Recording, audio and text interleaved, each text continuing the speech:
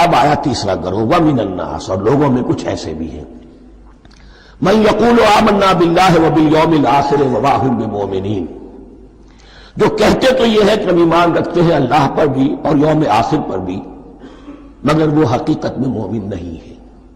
یہاں ایک بات سمجھ لیجئے، اکثر اور بیشتر مفسرین نے اس تیسری کیٹیگری کے بارے میں یہی رائے قائم کی ہے کہ یہ منافقین مذکور ہیں یہاں، اگرچہ لفظ منافق یا لفظ نفاق نہیں آیا یہاں، لیکن مولانا نیاصر اصلاحی صاحب نے ایک رائے ظاہر کی ہے جو بڑی قیمتی ہے، وہ یہ کہ یہاں ایک کردار کا نقشہ کھینچ دیا گیا ہے۔ غور کرنے والے غور کر لیں، دیکھ لیں، جس پر بھی وہ چسپاں ہو جائے۔ اور بالفعل جب یہ آیات نازل ہو رہی تھی تو دو طبقات پر یہ کردار نگاری جو ہے، یہ جو شخصیت کا ہیولہ کھینچا جا رہا ہے، وہ دو کے اوپر راست آ رہا تھا۔ ایک علماء یہود، وہ بھی کہتے تھے کہ ٹھیک ہے محمد جو کہہ رہے ہیں ہم بھی اللہ کو مانتے ہیں، آخرت کو بھی مانتے ہیں، اسی لیے یہاں رسالت کا ذکر نہیں ہے۔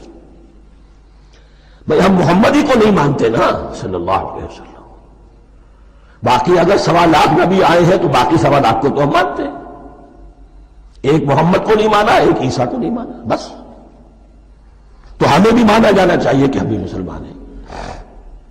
ایک یہ ان کی رائے ہے، اور واقعہ یہ ہے کہ یہاں اس طریقے کا تذکرہ ہو رہا ہے کہ جس سے ان کا کردار بھی جھلک رہا ہے، روح سخن ان کی طرف جا رہا ہے۔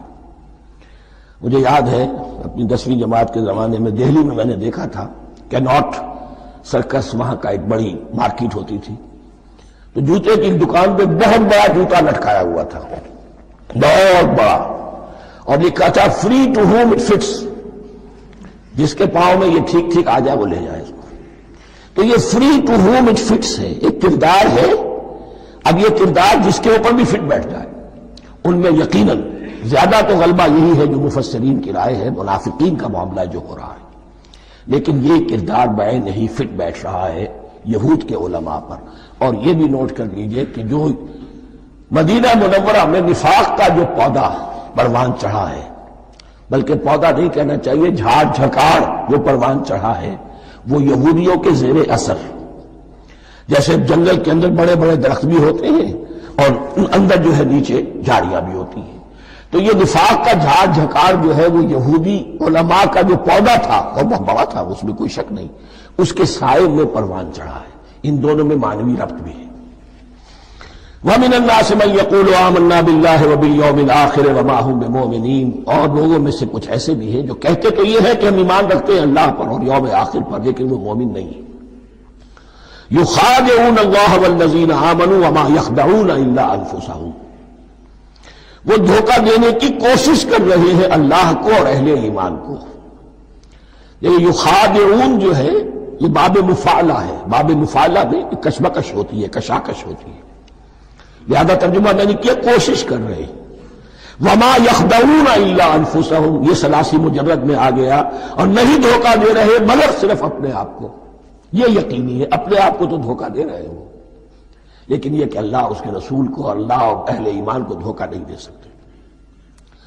سورہ نساء کی آیت نمبر 142 میں یہ کھل کر منافقین کے بارے میں یہی الفاظ آئے ہیں، ان المنافقین یخادعون اللہ وہو خادعہم، یقیناً منافقین جو ہے وہ اللہ کو دھوکہ دینے کی کوشش کر رہے ہیں اور اللہ انہیں دھوکہ دے رہا ہے۔ فی قلوبہم مرض، ایک لفظ اور رہ گیا، وما یشعرون، انہیں اس کا شعور نہیں ہے۔ یہ بہت اچھی طرح نوٹ کر لیجئے، منافقین کی بھی اکثریت وہ تھی جنہیں اپنے نفاق کا شعور نہیں تھا، وہ اپنے تئیں سمجھتے تھے اپنے آپ کو مسلمان، وہ کہتے تھے یہ بے وقوف لوگ ہیں، محمد رسول اللہ کے بارے میں کہتے تھے یہ خام خواہ جو ہے انہوں نے لڑائی بھڑائی مول لے لی ہے اہل مکہ کے ساتھ، کیا ضرورت ہے، امن کے ساتھ جو ہے بات کرنی چاہیے۔ وہ سمجھتے تھے کہ ہم خیر خواہ ہیں، ہم بھلی بات کہہ رہے ہیں، یہ بے وقوف لوگ ہیں، دیکھتے نہیں کہ کس سے ٹکرا رہے ہیں، ہاتھ میں اسلحہ نہیں ہے اور لڑائی کے لیے جا رہے ہیں، تو بے وقوف تو یہ ہے۔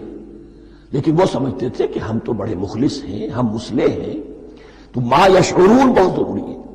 بعض لوگ منافق ایسے بھی تھے کہ جو اسلام میں داخل ہی ہوتے تھے دھوکہ دینے کی خاطر، اور ان پہ پہلے دن سے واضح ہوتا تھا کہ ہم مسلمان نہیں ہیں، ہم نے اسلام کا لبادہ اوڑھا ہے صرف دھوکے کے لیے۔ اس کا ایک ذکر سورہ آل عمران میں آئے گا۔ لیکن اکثر و بیشتر منافقین دوسری طرح کے تھے، جنہیں اپنے نفاق کا شعور حاصل نہیں تھا۔ فی قلوبہم مرض، ان کے دلوں میں ایک روگ ہے، بیماری ہے۔ یہ روگ اور بیماری کیا ہے؟ ایک لفظ میں اس کو تعبیر کیا جائے، کردار کی کمزوری، ویکنیس آف کیریکٹر۔ ایک شخص وہ ہوتا ہے کہ جو سمجھتا ہے یہ حق ہے، حق سے بعد آباد، اب جو ہو سو ہو۔ ایک حق کو حق پہچان کر رد کر دیتا ہے، وہ کافر ہو گیا۔ ایک حق کو حق پہچان کر آیا تو صحیح، لیکن ویکنیس آف کیریکٹر کی وجہ سے قوت ارادی کمزور ہے، آخرت بھی چاہتے ہیں، دنیا کو بھی ہاتھ سے دینے کو تیار نہیں، یہاں کا بھی کوئی نقصان نہ ہو اور آخرت کا بھی سارا بھلا ہمیں مل جائے۔ یہ وہ لوگ ہیں در حقیقت کہ اس کو کہا روگ۔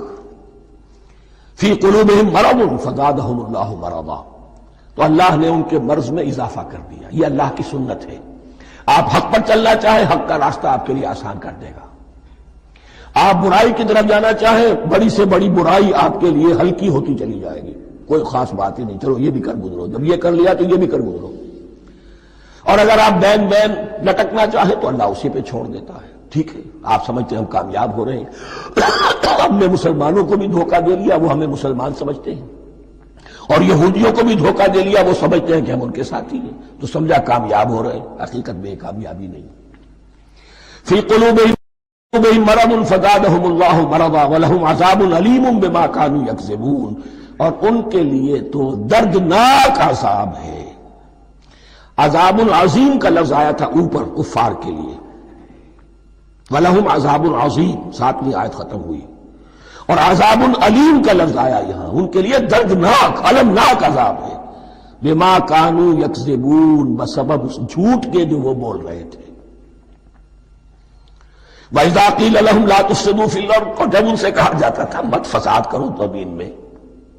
مراد کیا ہے اس سے؟ کہ جب محمد کو مان لیا کہ اللہ کے رسول ہیں، اب ٹھیک ٹھیک پیروی کرو، ان کے پیچھے چلو، ان کا حکم ہے تو جنگ کے لیے نکلو، ان کی طرف سے تقاضا آتا ہے مال پیش کرو،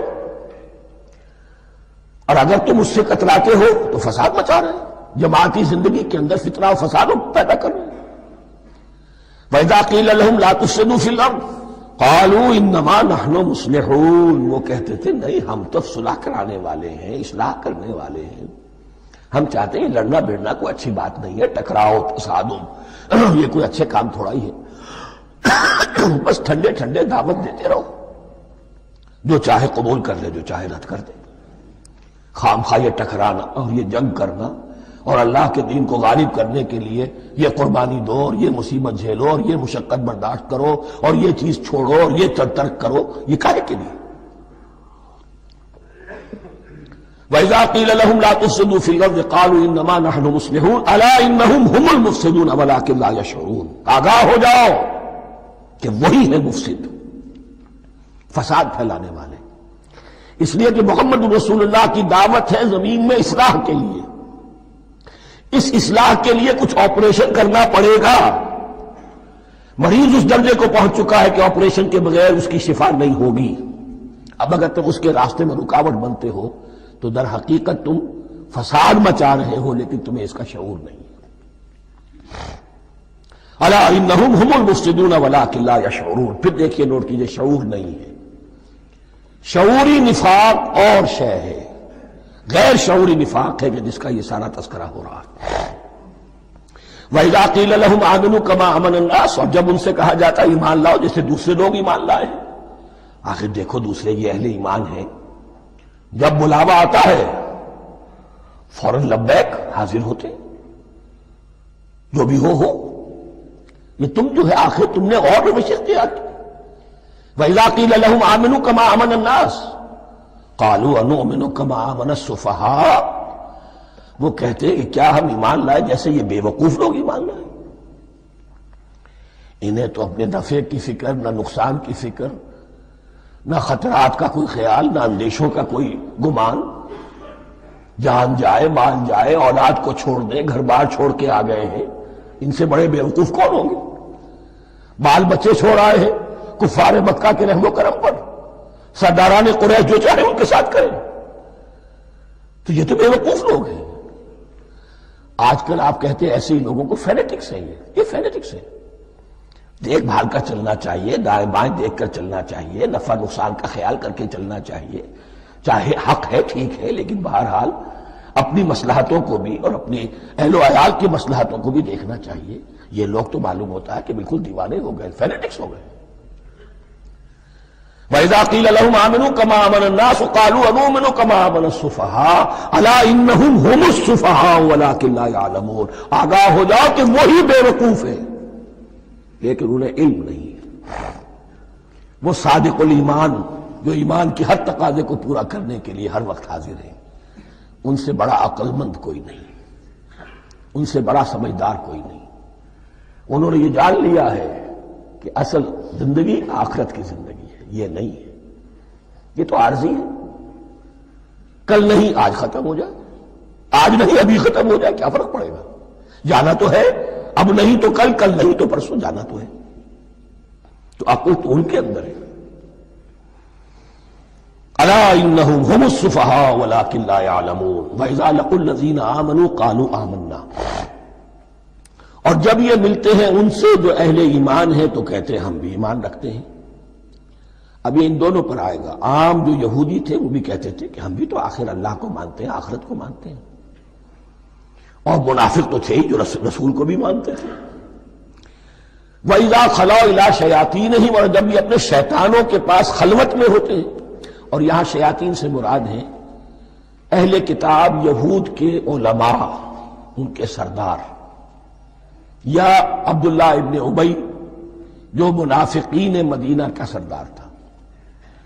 اگر وہ کبھی ملامت کرتا ہے دیکھو تم تو معلوم ہوتا ہے بالکل مسلمانوں میں شامل ہی ہو گئے پوری طرح سے، تمہیں کیا ہو گیا، تم ہر بات مان رہے ہو.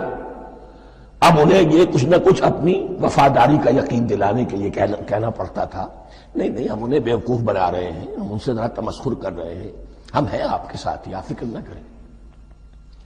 اسی لیے یہ دو منہ ہونا، نفق کہتے ہیں سرنگ کو جس کے دو دروازے ہوتے ہیں، باقی زیر زمین ہے. نافقہ گوہ کا بل ہے کہ دو دروازے رکھتا ہے، دو اس کے منہ رکھتا ہے کہ ادھر سے اگر کتا داخل ہو جائے شکار کے لیے تو ادھر سے نکل بھاگے، ادھر سے آئے تو ادھر سے نکل بھاگے. تو دو منہ انسان، یہ در حقیقت جس کو پھر سورہ نساء میں کہا گیا لا الہ ہؤلاء ولا الہ ہؤلاء، نہ ادھر کے ہیں نہ ادھر کے، مذبذبین بین ذالک، اس کے درمیان مذبذب ہو کر رہ گئے. یہ شیطان کا لفظ یہاں سمجھ لیجئے کہ اس کے دو رائے ہیں کہ یہ شطنہ سے بنا ہے یا شات سے بنا ہے، شین الف توئے یا شین تو نون. شطنہ کے معنی تباعدا، کو بہت دور ہو گیا، دور ہو گیا. شیطان سے مراد جو اللہ کی رحمت سے بہت دور ہو گیا. اور شاتا یشیتو کے معنی ہے احترق غضبا وحسدا، کوئی شخص غصے اور حسد کے اندر جل رہا ہو، وہ شاتا یشیتو ہے.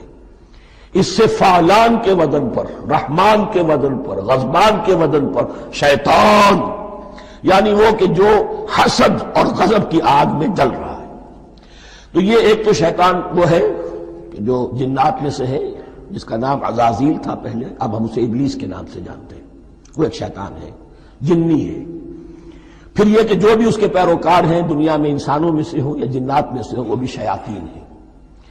اسی طرح اہل کفر، اہل زیغ کے جو بڑے بڑے سردار ہوتے ہیں ان کو بھی شیطان سے تعبیر کیا گیا. وَإِذَا خَلَوْا إِلَىٰ شَيَاطِينِهِمْ قَالُوا إِنَّا مَعَكُمْ. اور جب وہ خلوت میں ہوتے ہیں، علیحدگی میں ہوتے ہیں اپنے شیاطین کے پاس، سرداروں کے پاس، کہتے ہیں ہم تو آپ کے ساتھ ہیں. انما نحن مستہزئون، یہ تو ہم ان مسلمانوں کو بیوقوف بنا رہے ہیں، ان سے استہزاء کر رہے ہیں، تمسخر کر رہے ہیں. ہم تمسخر میں کہہ دیتے ہیں کہ ہم بھی آپ کے ساتھ ہیں، آمنا. اللہ یستہزئ بہم ویمدہم فی طغیانہم یعمہون. حقیقت کیا ہے کہ اللہ ان کا مذاق اڑا رہا ہے اور ان کو ڈھیل دے رہا ہے کہ وہ اپنے عقل کے اندھے پن میں بڑھتے چلے جائیں. اللہ تعالیٰ جیسا میں نے عرض کیا رسی دراز کرتا ہے. کچھ تو غلط راستے پر جائے گا، جاؤ بھائی، فوراً تو نہیں پکڑتا، اگر فوراً پکڑ لے تو سیدھا ہو جائے گا، چلتے جاؤ، جہاں جانا چاہتے ہو جاؤ. تو ان کو بھی رسی دراز کر رہا ہے اللہ.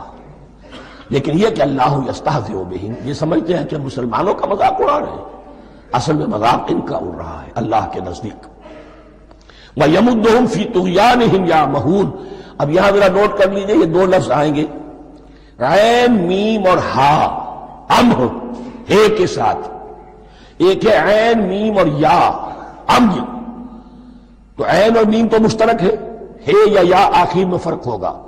عین میم اور ہا ہوگا، اس کے معنی عقل کا اندھا، دل کا اندھا.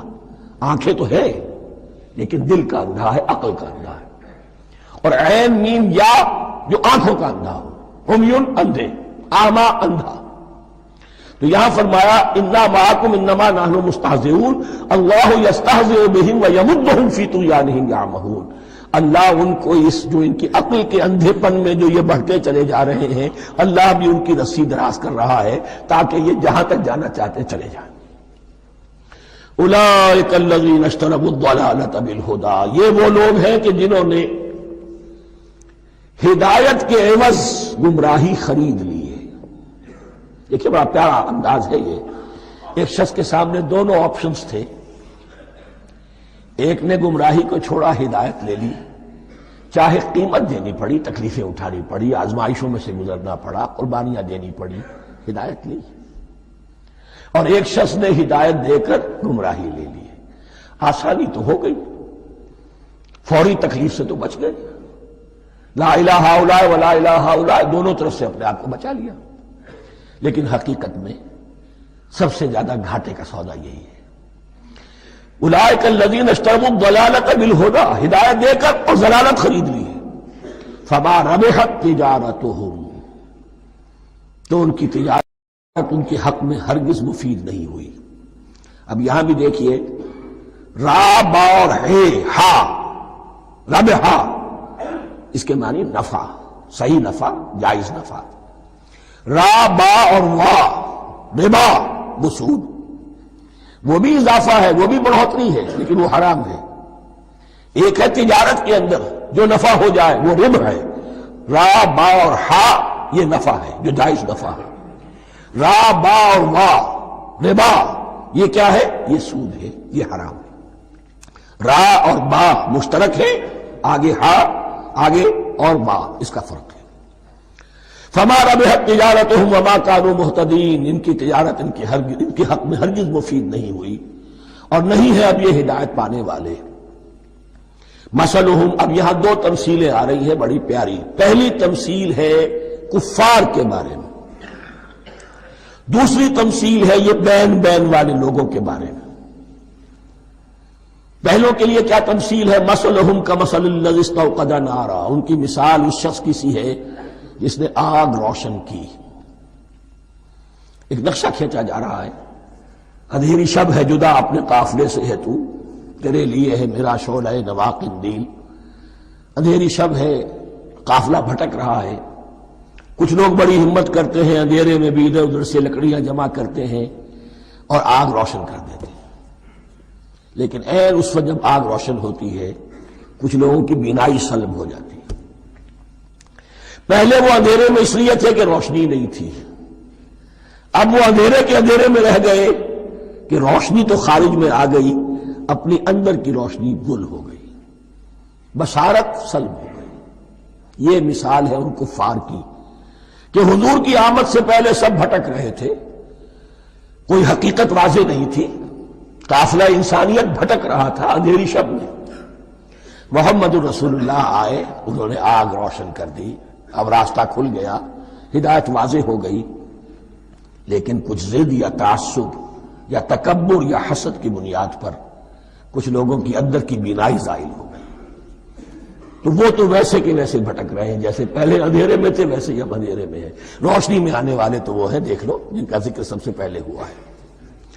مثلہم کمثل الذی استوقد نارا، اس شخص کی سی ہے کہ جس نے آگ روشن کی. فلما اضاءت ما حولہ، جب اس آگ نے اپنے ماحول کو گردا گرد کو روشن کر دیا. ذهب اللہ بنورہم، اللہ ان کی نور بصارت کو لے گیا، سلب کر لیا اللہ نے، وترکہم فی ظلمات لا یبصرون، اور چھوڑ دیا انہیں ان اندھیروں کے اندر کہ وہ کچھ نہیں دیکھتے۔ صم بکم عمی فہم لا یرجعون، اصم کہتے ہیں بہرے کو، سم جمع ہے اس کی، سمن، اب کمو کہتے ہیں گونگے کو، بکمن اس کی جمع ہے، آما کہتے ہیں اندھے کو، عمیٌ اس کی جمع ہے، یہ بہرے ہیں، گونگے ہیں، اندھے ہیں، فہم لا یرجعون، اب یہ لوٹنے والے نہیں۔ یہ کون ہے؟ ابو جہل ہے، ابو لہب ہے، ولید بن مغیرہ ہے، عقبہ ابن ابی معیط ہے،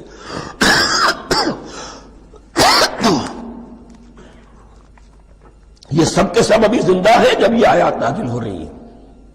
ابھی تو غزوہ بدر ہوگا سن 2 ہجری میں، اور اس میں یہ سب جو ہے واصل جہنم ہوں گے، ابھی تک تو ہے نا۔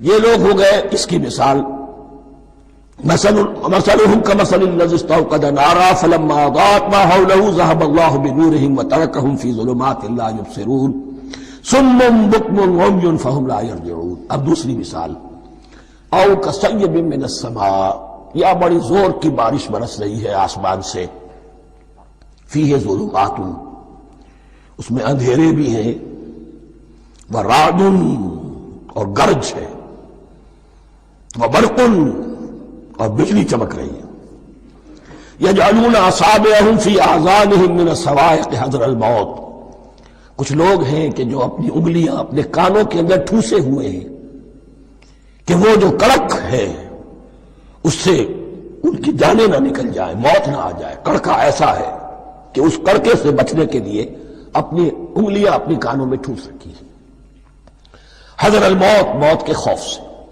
واللہ محیط بالکافرین، اللہ ایسے کافروں کا احاطہ کیے ہوئے ہیں، بچ کر کہاں جائیں گے۔ یکاد البرق یخطف ابصارہم، قریب ہے کہ بجلی ان کی نگاہوں کو لے جائے، ان کی بینائی کو سلب کر لے۔ کلما اضاء لہم، لیکن ہوتا کیا ہے، جب ذرا روشنی ہوئی تو چل لیے، مشوا فیہ، بجلی چمکی، کچھ نظر آ گیا دائیں بائیں تو کچھ تھوڑا سا چل لیے۔ وَإِذَا أَظْلَمَ عَلَيْهِمْ، اور جب تاریکی ان پر طاری ہو گئی، قاموا، کھڑے کے کھڑے رہ گئے۔ یہ نقشہ ہے ان کا کہ ایک طرف بارش ہو رہی ہے، قرآن مجید ہے، آسمان سے نازل ہو رہا ہے، یہ ماہ مبارکہ ہے، یہ کتاب مبارکن ہے، لیکن یہ کہ اس کے ساتھ کڑکے ہیں، گرج ہے، کفر سے مقابلہ ہے، کفر کی طرف سے دھمکیاں ہیں، اندیشے ہیں، خطرات ہیں، امتحانات ہیں، آزمائشیں ہیں۔ ذرا کہیں حالات کچھ بہتر ہوئے، کچھ جسے بریدنگ سپیس کہتے ہیں ملی، تو تھوڑا سا چل لیے، ہم بھی مسلمان ہیں، کوئی خاص موقع نہیں ہے، کسی جنگ کے لیے بلایا نہیں جا رہا ہے، تو بڑھ چڑھ کے باتیں کر رہے ہیں، اپنے ایمان کا اظہار بھی کر رہے ہیں۔ جیسے ہی کوئی آزمائش آئی، قاموا، ٹھٹک کر کھڑے کے کھڑے رہ گئے۔ وَلَوْ شَاءَ اللَّهُ لَذَهَبَ بِسَمْعِهِمْ وَأَبْصَارِهِمْ، اللہ چاہتا تو ان کی سماعت اور بصارت کو بھی سلب کر لیتا، لیکن اللہ کا قانون یہی ہے، جو جہاں رہنا چاہے اس نے آزادی ارادہ دی ہے انسان کو۔ تم اگر مومن صادق بن کر رہنا چاہتے ہو، اس کو آسان کر دے گا تمہارے لیے۔ تم نے اپنے تعصب کی وجہ سے، اپنے تکبر کی وجہ سے کفر کا راستہ اختیار کیا، اللہ اسی کو کھول دے گا۔ تم بیچ میں لٹکنا چاہتے ہو، لٹکتے رہو، اللہ تعالیٰ جو ہے جبرن کسی کو نہ حق پہ لائے گا، نہ جبرن کسی کو باطل پر لے کر جائے گا، اس لیے کہ جبر اگر ہو تو پھر امتحان کا معاملہ ختم، پھر جزا و سزا بیکار ہے، غیر منطقی ہے، غیر معقول ہے۔ ان اللہ علی کل شیء قدیر، یقیناً اللہ تعالیٰ ہر چیز پر قادر ہے۔ یہ 2 رکوع اس اعتبار سے کہ انسانی شخصیتوں کا سمجھنا،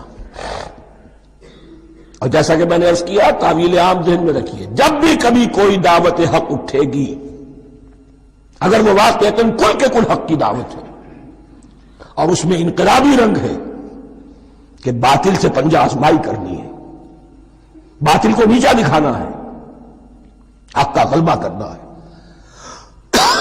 تو یہ 3 قسم کے افراد لازماً ہمیشہ وجود میں آ جائیں۔